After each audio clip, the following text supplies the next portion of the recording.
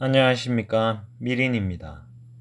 저번 시간에는 대만의 국사라고도 불려지는 남해근 선생께서 강조하신 의생신에 대해서 알아보았습니다. 이번 시간부터는 능가경에 나타난 의생신에 대해서 알아보겠습니다. 먼저 능가경에 대해서 알아보겠습니다. 능가경은 대승불교의 경전입니다. 여기서 능가경 할 때 능가는 능가성이라는 말에서 나온 것인데, 능가성에 들어가서 이 경전을 부처님께서 설한 경전이라고 되어 있습니다. 여기서 능가라는 말은 도달하기 어렵고 들어가기 어렵다라는 뜻인데, 이것은 열애의 부처님의 심오한 경지는 도달하기 어렵다라는 것을 말하는 것입니다. 이런 능가경과 같은 대승경전과 밀교경전들은 기원정사나 중림정사 같은 곳이 설법의 장소가 아닌 경전들이 많습니다. 기원정사 같은 경우는 기수급 고도곤 정사라는 말의 줄임인데, 이곳은 16대국, 부처님 당시에 인도에 16개의 강대국이 있었습니다. 이 16대국 중에 하나인 코살라국의 수도였던 슈라바스티, 한자로는 사위성이라고 주로 번역하죠.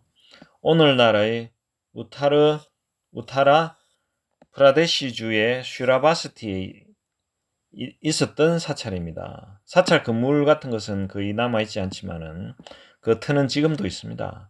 중림정사는 불교 최초의 사원인데, 마가다 왕국의 수도였던 라자그라, 오늘날의 비하르주 라자기르에 위치한 실제적인 역사적인 장소입니다. 이런 기원정사나 중림정사는 빨리어로 기록된 경전, 남방경전에 주로 부처님께서 설법의 장소로 많이 나타납니다. 이에 대비해서 대승경전들은 설법의 장소가 물론 기원정사나 중림정사가 대승경전에도 설법의 장소가, 기원정사, 중림정사가 대승경전의 설법의 장소인 곳도 있지만은, 이런 실제 역사적인 기원정사, 중림정사가 설법의 장소가 아닌 경전들이 많이 있습니다. 이런 경전들이 대승경전과 밀교경전들의 특징이죠. 그 중에 예를 들어 더 들어보면 화엄경 같은 경우는 이 경을 얻게 된 출처가 석가모니 부처님께서 설했다라고 강조하기보다는 용수보살께서 용궁에서 들어가 가지고 그 경을 보고서 외워와서 기록했다라는 이야기가 있습니다. 여기서 우리는 용궁이라는 것이 바닷속 용왕이 사는 그런 용궁이 절대로 아닙니다. 건강정경이라는 밀교 경전도 있는데 이 경전이 세상에 나온 유래도 보면은 불멸 후 부처님께서 열반에 드신 후 수백 년간 남천축 남인도의 철탑안에 보관했다가 철문을 닫고 열쇠로 탑안을 봉인했는데 대덕, 여기서 대덕이 누군지는 상세하게 나와 있지는 않습니다. 지혜와 덕망이 높은 어떤 스님께서 그 탑을 열기를 원했고 7일간 탑을 돌면서 지는, 우리가 천수경 같은 데 보면 수리수리 마수리 이런 게 있죠. 이게 범어로 주로 된 이런 진언을 염송하고 백계자, 흰 겨자씨 7알을 가지고 그 탑문을 두드리자 바로 열렸다 이렇게 나오죠. 흰 겨자씨로 탑을 두드려야 어떻게 이게 문이 열리겠습니까? 우리 상식으로는 이해가 안 되죠. 그 탑 속에 들어가서 며칠간 그 경의 광본과 약본이라고 책에는 두 가지 종류가 있는데 약본은 요약한 거고 광본은 상세하게 대한 내용이 많은 내용이 있는 광본이죠. 광본을 한번 송하고 외우고 잠시 지나서 제불보살의 가르침을 받은 다음에 탑을 나와서 탑문을 다시 닫았는데 그때 외워두었던 것을 뺏겨서 기록한 것이 건강정경이라고 그랬습니다. 그래서 여기서 용궁과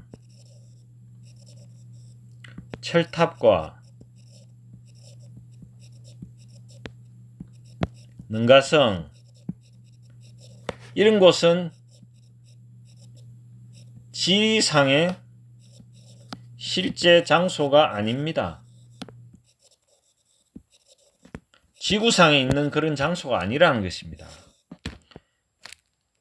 이것은 미리에 해당됩니다.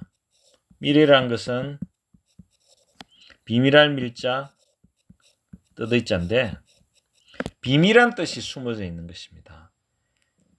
최소한 보살지 정도의 경지에 가야 이 뜻을 알 수 있는 것입니다.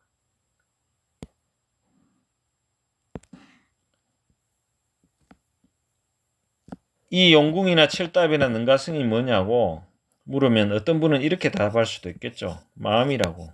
마음속에 들어가서 이 경을 얻어왔다라고. 이렇게 답하면 100점 만점에 5점도 안 되는 답입니다. 마음이라고 답해도 완전히 틀렸다고 말할 수는 없지만은 정답은 절대로 아닙니다. 이것은 수행상의 체험이 있는 분은 알 수 있습니다. 제가 장담하건대 대한민국에서 이 용궁이나 철탑이나 능가성의 뜻을 아는 분은 손가락 10개, 10분도 채 안 된다고 생각합니다. 만약에 이 뜻을 용궁이나 철탑이나 능가성이 정확하게 무엇인지 아시는 분은 저한테 이메일로 연락을 주시기 바랍니다. 그리고 한번 찾아오시기 바랍니다. 자, 그러면 능가경 속에 나타난 설법의 장소, 능가경을 통해서 직접 보도록 하겠습니다. 여시아문, 일시불, 주, 대해, 빈, 마라야 산정, 능가성중 이렇게 나오죠. 여기서 큰 바닷가의 마라야 산 꼭대기의 능가성에서 부처님께서 설법하셨다라고 이렇게 나옵니다. 이와 같이 나는 들었다. 어느 때 부처님께서 큰 바닷가의 마라야 산 정상에 있는 능가성에서 대비구중 및 대보살중과 함께 계셨다. 이렇게 이 경이 처음 시작됩니다. 이 능가경은 달마 스님께서 처음 중국에 건너왔을 때 열애심지의 요문이라고 했습니다. 열애라는 말은 부처님, 깨달은 분을 말하죠. 심지는 마음의 진심을, 우리의 참마음, 이 참마음을 대지, 땅에다가 비유해서 심지라 했죠. 열애심지의 요문이다. 핵심이 되는 문이다. 이 경이 그렇다는 뜻이죠. 요문이라 하여 이를 의지해서 수행의 지침을 삼도록 이 능가경에 의지해서 수행의 지침을 삼도록 달마 스님께서 강조했습니다. 여기 열애란 말을 좀 더 자세히 알아보면 열애는 범어로는 타타가타라고 하는데 열의 시포, 부처님을 일컫는 10가지 명호가 있습니다. 부처님을 10가지 이름이, 부처님의 다른 이름이 10가지가 있는데 그 중에 하나가 되겠습니다. 이 타타가타는 타타와 아가타가 합쳐진 말이다. 또는 타타와 가타가 합쳐진 말이다. 두 가지 해석이 다 가능합니다. 타타와 아가타가 합쳐진 말이라고 범어를 풀이해보면 진여로, 진여, 진리는 타타가 되죠. 아가타, 가다, 나아가다. 그래서 진여로 나아가신 분이라고 해석이 됩니다. 이것을 한자로는 역이라고 번역할 수 있죠. 타타가타를 타타와 가타가 합쳐진 말이라고 해석할 때는 타타는 진여가 되고 진리가 되고 가타가 오다라는 뜻입니다. 그래서 진리에서 진여에서 우리들 쪽으로 오신 분이란 뜻이 됩니다. 그래서 한자로는 열애라고 번역이 되죠. 이 두 가지 뜻이 다 있습니다. 근데 번역은 이 열애로 번역했습니다. 달마 스님께서 자신의 제자인 해가 스님에게 시민을 전해줄 적에, 시민이란 말은 부처님의 깨달음을 도장에 비유한 말입니다. 도장 인자입니다. 마음의 도장. 이 네 권 능가경을 전했다 하고, 해가 스님한테 능가경을 전했다고 하죠. 중국에 오직 이 경이 있을 뿐이다 라고 말했습니다. 그래서 달마 스님께서 중국에 와서 세운 초기 선종을 능가종이라고 불렀습니다. 부처님의 깨달은 법이 쭉 이어져 내려왔는데 마하가섭 존자님에게 이어집니다. 물론 부처님의 가장 뛰어난 제자는 사리불과 목건년이었는데 그 두 분께서는 부처님보다 먼저 돌아가시기 때문에 부처님이 열반에 드신 후 마하가섭이라는 분이 성단의 스님들 단체의 지도자가 됐습니다. 그래서 이분이 부처님의 법을 이었다라고 이야기하죠. 물론 부처님의 법을 이은 분들은 무수히 많습니다. 그러나 대표적으로 우리가 마하가섭을 뽑죠. 이분을 초조라 그러죠. 처음 부처님의 깨달음을 이은 분이다. 여기 조자는 할아버지 조자인데 조사라 그래서 깨달은 큰 스승, 스님들이나 큰 스승을 이야기하죠. 부처님의 깨달은 법인 마하가섭, 초조인 마하가섭에 이어지고 다시 마하가섭께서는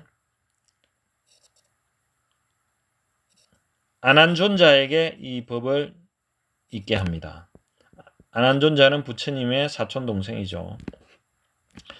다시 아난존자의 법이 상나 화수에게 이어집니다. 이렇게 쭉 이어져 갑니다. 마하가섭이 초조고 2조가 아난존자가 되고 3조가 상나 화수가 됩니다. 이렇게 쭉 이어오다가 28조가 우리가 잘 아는 달마 스님이 됩니다. 이 달마 스님이 인도에 쓰는 28조인데 서천 28조라 그러죠. 중국에 와서 이분이 초조가 됩니다. 중국 선종의 초조가 됩니다. 달마 스님의 법이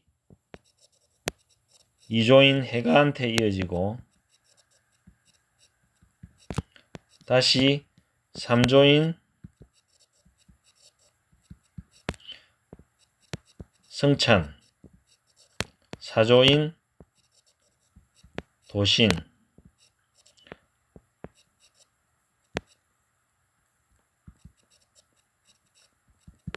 그리고 5조인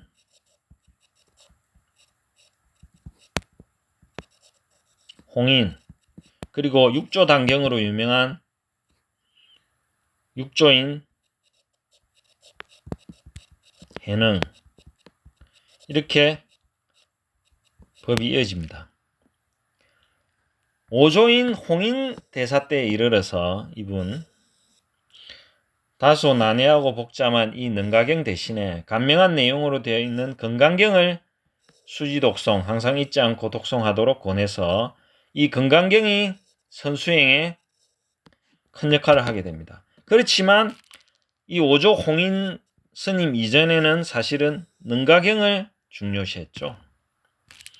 우리나라의 원효 스님께서도 대승기신론소에서 능가경, 삼역본, 능가경에는 번역본이 세 가지가 있는데 이 세 가지 번역본 모두를 골고루 인용하면서 대승의 요의, 핵심적인 뜻을 설명했습니다.